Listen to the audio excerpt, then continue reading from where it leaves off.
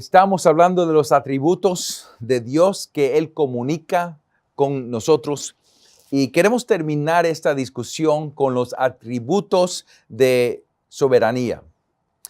Como creador, todo tiene su origen en Dios y consecuentemente es dependiente en Dios para su existencia. Y como rey, Dios tiene poder sobre todas las cosas. Eso lo hemos visto, por ejemplo, en Isaías 40 muchas veces. Lo vemos en los Salmos también.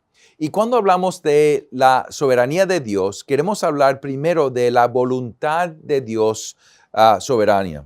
La voluntad de Dios soberana, que Él es la última causa de todas las cosas. Es decir, que todo encuentra su origen en Él y Él es el causo de todas las cosas. Por ejemplo, vamos a Deuteronomio 29. Y dice, las cosas secretas pertenecen al Señor nuestro Dios, pero las cosas reveladas nos pertenecen a nosotros y a nuestros hijos para siempre, a fin de que guardemos todas las palabras de esta ley.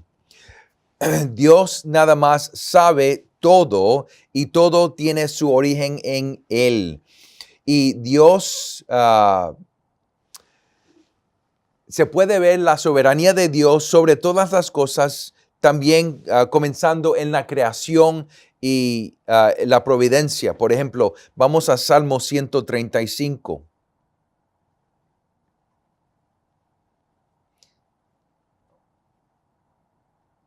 Salmo 135, comenzando el versículo 5, dice, porque yo sé que el Señor es grande y que nuestro Señor está sobre todos los dioses. Todo cuanto el Señor quiere, lo hace en los cielos y en la tierra, en los mares y en todos los abismos. Él hace subir las nubes desde los extremos de la tierra, hace los relámpagos para la lluvia y saca el viento de sus depósitos. Pueden escuchar la soberanía de Dios sobre todas las cosas.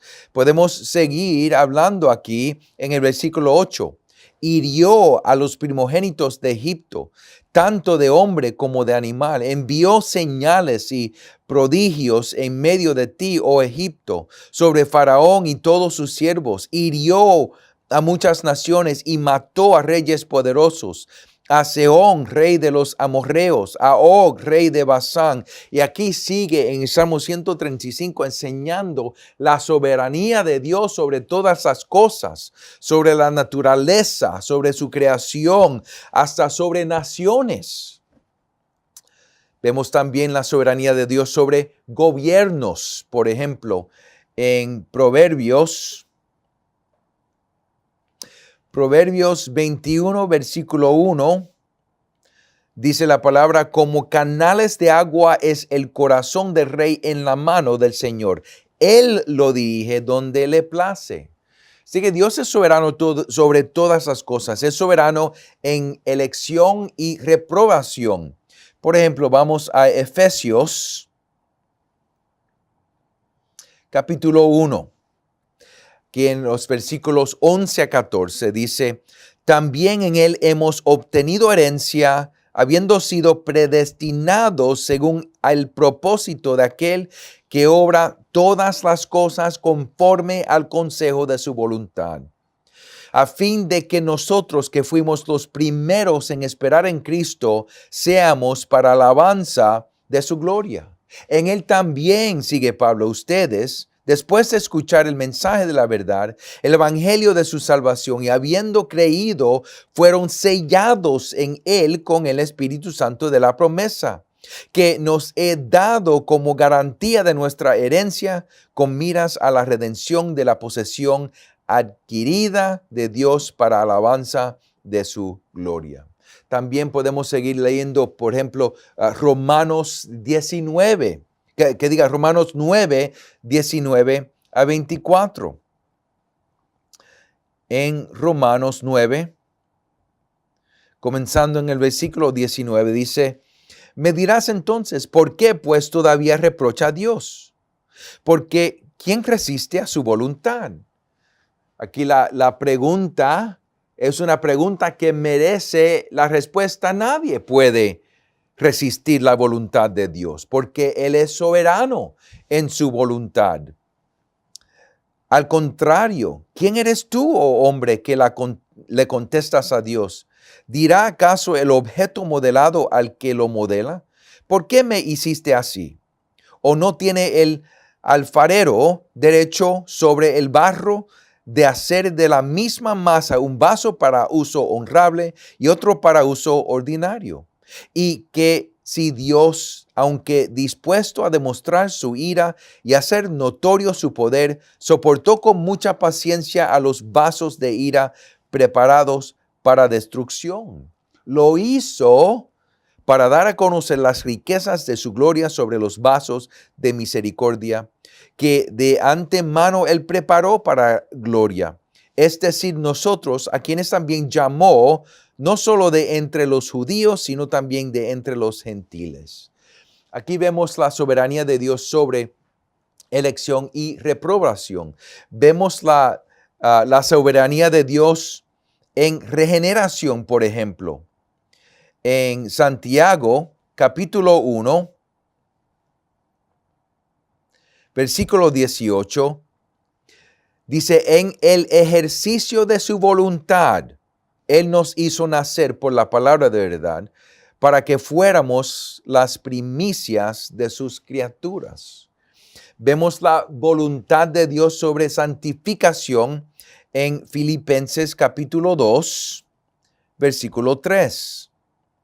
Filipenses capítulo 2, versículo 13, diga. Porque Dios es quien obra en ustedes tanto el querer como el hacer para su buena intención. Vemos la soberanía de Dios hasta sobre el sufrimiento. Así que en 1 Pedro, por ejemplo, 1 Pedro capítulo 3, versículo 17, dice Pedro, pues es mejor padecer por hacer el bien, si así es la voluntad de Dios, que por hacer el mal. Últimamente vemos la soberanía de Dios sobre todas las cosas. El último ejemplo lo vemos en Santiago. En Santiago capítulo 4, comenzando el versículo 13, dice Santiago, oigan ahora ustedes que dicen, hoy o mañana iremos a tal o cual ciudad y pasaremos allá en un año. Haremos negocio y tendremos ganancia. Sin embargo, ustedes no saben cómo será su vida mañana. Solo son un vapor que aparece por un poco de tiempo y luego se desvanece. Más bien debieran decir, si el Señor quiere, viviremos y haremos esto o aquello. Pero ahora se jactan en su arrogancia. Toda jactancia semejante es mala. A aquel pues que sabe hacer lo bueno y no lo hace, le es pecado. Así que vemos que la voluntad de Dios es soberana sobre creación, sobre gobierno, sobre elección y reprobación, sobre regeneración, santificación, sufrimiento, sobre todas las cosas. Ahora podemos distinguir, cuando hablamos de la voluntad de Dios, podemos distinguir la voluntad de Dios secreta, la voluntad de Dios decretiva, la voluntad de Dios, por ejemplo, que nosotros no podemos ver o entender.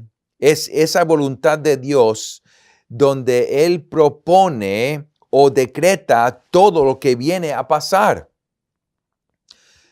Aunque lo cumple efectivamente causándolo o por su permiso. Esta es la voluntad de Dios que nosotros no podemos ver porque está escondida en los decretos de Dios. Por ejemplo, vamos a Salmos 115, versículo 3, que dice, Nuestro Dios está en los cielos. Él hace lo que le place. Él hace todo lo que le place. También en Romanos capítulo 9. Y podemos distinguir esta voluntad de Dios secreta o decretiva con la voluntad de Dios revelada o que Él manda. Por ejemplo, esta voluntad de Dios es la regla de vida que Dios ha revelado para sus criaturas. La voluntad de Dios que nos dice cómo debemos comportar y cómo debemos relacionarnos a Él. Por ejemplo, vemos en Romanos capítulo 12, vemos en el versículo 2, y no se adapten a este mundo, sino transfórmense mediante la renovación de su mente para que verifiquen cuál es la voluntad de Dios, lo que es bueno y aceptable y perfecto. Dios ha revelado su voluntad para nosotros. Su revelación es sus prescripciones para nosotros. Esa es la voluntad de Dios soberana, pero también podemos hablar del poder de Dios soberano, o como se ha entendido, la omnipotencia de Dios. Dios tiene poder para hacer toda su voluntad. Dios tiene todo poder para cumplir toda su voluntad.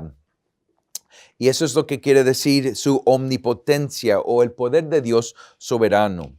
Él puede hacer todo lo que le place. Ahora, hay algunas cosas que Dios no puede hacer, como ya hemos visto. Él no puede mentir. Estas son cosas que son imposibles lógicamente porque son cosas contra la naturaleza y el carácter de Dios. Porque Dios es verdad, Él no puede mentir. Él no puede no cumplir sus promesas porque Él es fiel. Dios tiene la libertad de actuar o no actuar. Esa es la libertad del poder de Dios y de la voluntad de Dios. Dios no necesitó crear este mundo. Él no necesitó salvar pecadores, pero por su voluntad, Él tiene el poder soberano para crear y para salvar. Por su voluntad, tiene esa libertad. Y Dios hace todo lo que le place. Vemos cómo Dios manifiesta o muestra su poder sobre creación, por ejemplo. Vamos a Salmo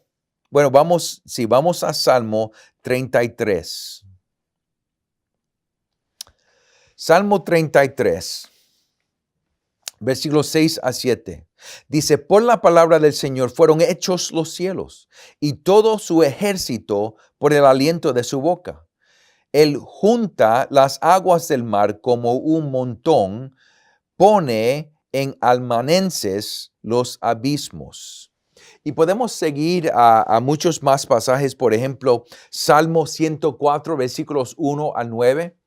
Y podemos ver la soberanía, el poder soberano de Dios sobre creación. También podemos ver sobre providencia. Por ejemplo, vamos a Salmo 104. Salmo 104. Comenzando el versículo 10 hasta el 16. Aquí vemos el poder soberano de Dios sobre su creación en providencia, como Él sostiene su creación. Dice, Él hace brotar manantiales en los valles, corren entre los montes, dan de beber a todas las bestias del campo. Los asnos monteses mitigan su sed. Junto a ellos habitan las aves de los cielos. Elevan sus trinos entre las ramas. Él riega los montes desde sus aposentos. Del fruto de sus obras se sacia sacia la tierra. Él hace brotar la hierba para el ganado y las plantas para el servicio del hombre, para que Él saque alimento de la tierra. Fíjense cómo Dios sostiene su creación y Él hace todo. Es soberano su creación providentalmente. También es soberano sobre redención. Vamos a 2 Corintios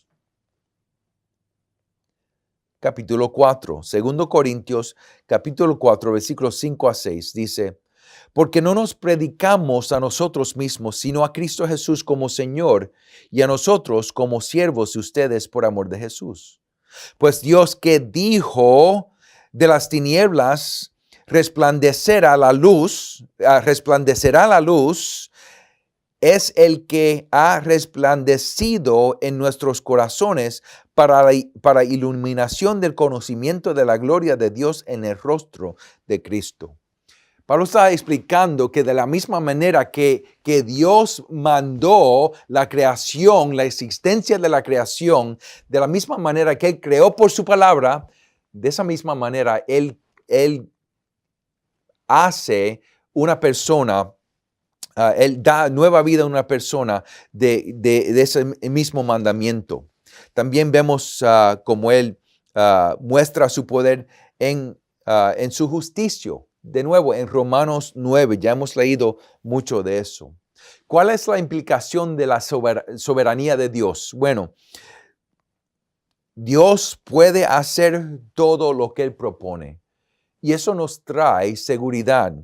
Y eso nos ayuda a entender que Dios es soberano sobre toda circunstancia en nuestra vida. También nos trae ánimo, porque Dios puede dar respuestas a nuestras oraciones. Nosotros podemos orar a Dios con la confianza que Él es soberano y sabemos que Él escucha nuestras oraciones, nuestras peticiones y da respuestas acerca de su voluntad. Y también tenemos confianza en Dios porque Él cumple cada promesa que Él ha hecho. Así que vemos que Dios se ha revelado en sus nombres, Él se ha revelado en sus nombres y vemos en la revelación de Dios en el Antiguo y el Nuevo Testamento algunos atributos de Dios, que algunos que Él no comunica con nosotros, pero otros que Él comunica con nosotros.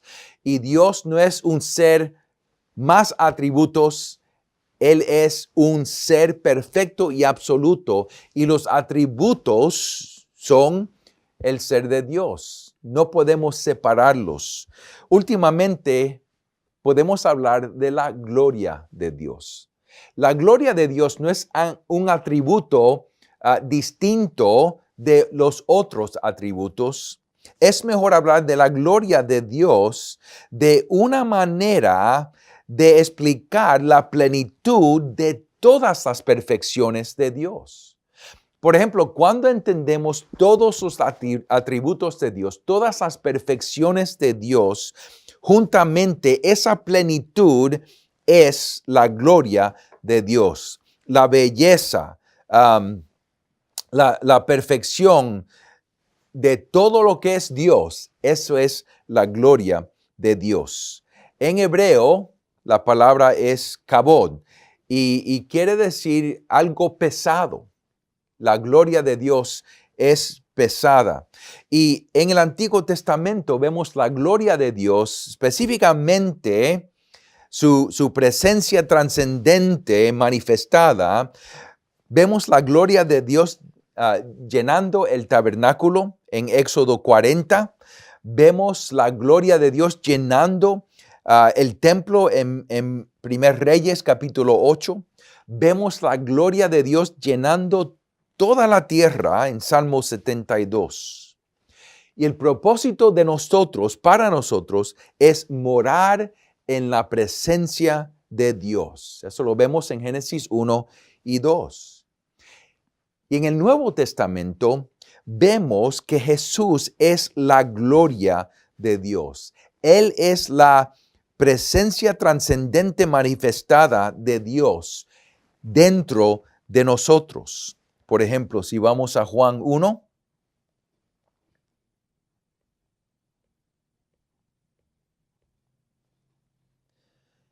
Juan 1, comenzando en el versículo 1, dice, en el principio ya existía el verbo, y el verbo estaba con Dios, y el verbo era Dios. Él estaba en el principio con Dios. Todas las cosas fueron hechas por medio de él, y sin él nada de lo que ha sido hecho fue hecho. En él estaba la vida, y la vida era la luz de los hombres. La luz brilla en las tinieblas, y las tinieblas no la comprendieron. Aquí vemos también en el versículo 14, el verbo se hizo carne y habitó entre nosotros. Esa palabra habitó, podemos traducirla, él tabernaculó dentro de nosotros. Él habitó entre nosotros. Es el lenguaje del tabernáculo. Y de la misma manera que la gloria de Dios llenó el tabernáculo, el templo, de esa misma manera, la presencia de Jesucristo en nosotros es la gloria de Dios, vamos a decir, tabernaculando dentro de nosotros. Y dice, y vimos su gloria, gloria como del unigénito del Padre, lleno de gracia y de verdad. Ese es el lenguaje del tabernáculo. Jesús es la gloria de Dios y Él nos explica quién es Dios. Sigue Juan en versículo 15. Juan dio testimonio de Él y clamó, este era del que yo decía, el que viene después de mí es antes de mí, porque era primero que yo. Pues de su plenitud todo hemos recibido y gracia sobre gracia. Porque la ley fue dada por medio de Moisés, la gracia y la verdad fueron hechas realidad por medio de Jesucristo. Nadie ha visto jamás a Dios, el unigénito Dios que está en el seno del Padre, Él lo ha dado a conocer. Vemos ahora la gloria de Dios en el rostro de Jesucristo. Pablo nos dice en 2 Corintios capítulo 4. La implicación es que el propósito de nosotros, el último fin para nosotros es glorificar a Dios. Glorificar a Dios en todo lo que pensamos, en todo lo que decimos y en todo lo que hacemos. El fin de nosotros, el propósito de Dios para nosotros es la gloria de Dios, glorificar a Dios con todo nuestro ser.